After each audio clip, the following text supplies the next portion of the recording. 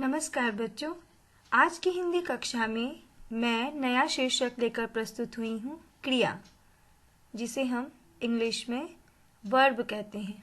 तो आइए, क्रिया किसे कहते हैं, इसका क्या महत्व है वाक्य में, ये सब कुछ हम लोग आज की कक्षा में जानेंगे। क्रिया का अर्थ होता है काम। जैसे कि मैं अभी बोलने का काम कर रही हूँ, इस प्रकार से आप सभी अलग अलग काम करते हैं, है ना। जैसे यहाँ के चित्र में कुछ बच्चे बैठे हैं, कुछ लेटे हैं, कुछ ड्राइंग कर रहे हैं, है ना। तो ये जो भी हम काम करते हैं वो क्रिया कहलाता है। क्रिया का अर्थ क्या हुआ? काम करना। आइए कुछ काम को यहाँ देखते हैं। जैसे इस चित्र में लड़की खा रही है, तो कौन सा क्रिया हो रहा है? खाना। नीचे जो चित्र है उसमें गिटार लेकर एक आदमी गा रहा है, तो यह कौन सा कार्य हुआ? गाना। और ये जो चित्र है उसमें पीने का काम हो रहा है, पीना।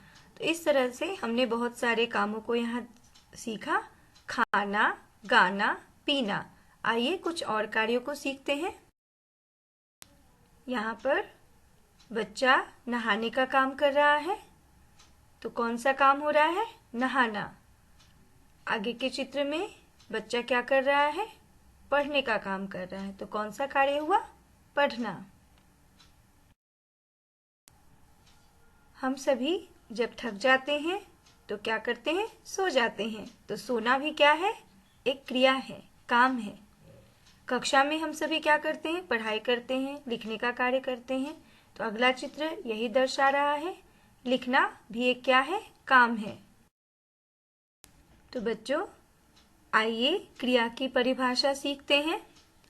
काम वाले शब्दों को क्रिया कहते हैं, यानी जिन शब्दों से किसी भी काम के होने का पता चले, उन शब्दों को क्या कहेंगे? क्रिया।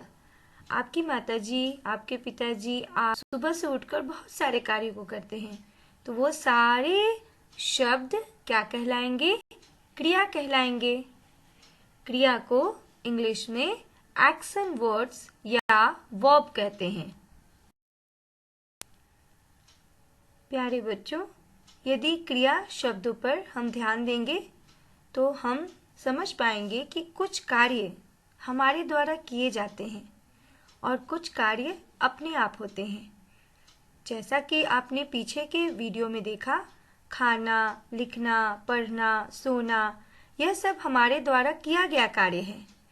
आगे मैं आपको बताऊंगी कि कुछ कार्य अपने आप कैसे होते हैं और वो कौन कौन से हैं।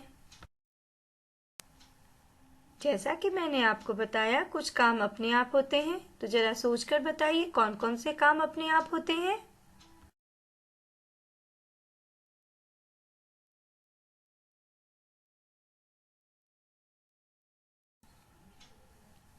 बिल्कुल ठीक सोचा है आपने।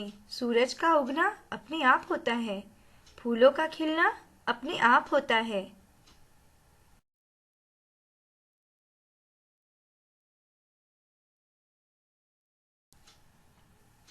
हवा का चलना अपने आप होता है, बारिश का होना अपने आप होता है।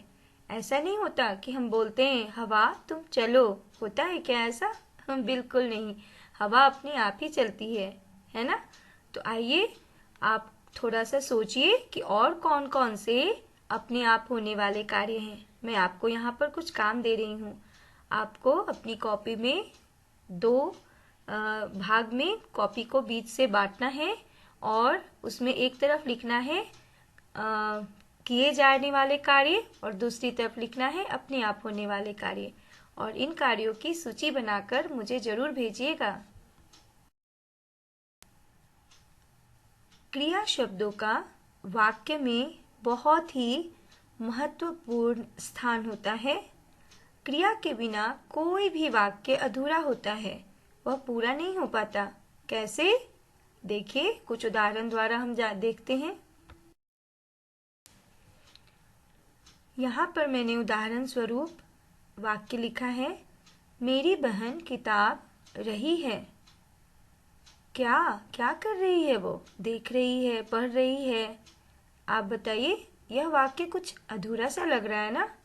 ये तो वही बात हो गई कि आपका बर्थडे है और आपका बर्थडे केक ही नहीं आया, तो आपका जन्मदिन तो अधूरा रह जाएगा। इसी प्रकार वाक्य में यदि क्रिया ना हो तो वाक्य अधूरा ही लगता है मेरे प्यारे बच्चों। तो यहाँ पर हम उचित क्रिया शब्द को भरेंगे। मेरी बहन किताब पढ़ रही है। शाबाश मेरे बच्चों। अब देखिए अगला चित्र जो है उसमें मेरा दोस्त क्रिकेट रहा है। क्या कर रहा है? देख रहा है, खेल रहा है, क्या कर रहा है? इस शब्द का जवाब नहीं मिल रहा ना, तो कौन सा उचित क्रिया शब्द भरेंगे? मेरा दोस्त क्रिकेट खेल रहा है।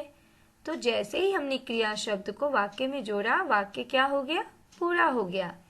तो मुझे आशा है कि आपको यहाँ तक समझ में आ गया होगा कि यदि वाक्य में क्रिया शब्द न हो तो वह वाक्य क्या हो जाता है? अधूरा लगता है। तो हमेशा वाक्य में क्रिया शब्द लगता ही है। ठीक है बच्चों, आज की कक्षा में मैं बस इतना ही बता रही हूँ। आगे की कक्षा में क्रिया के जो भेद हैं उनके विषय में पढ़ेंगे।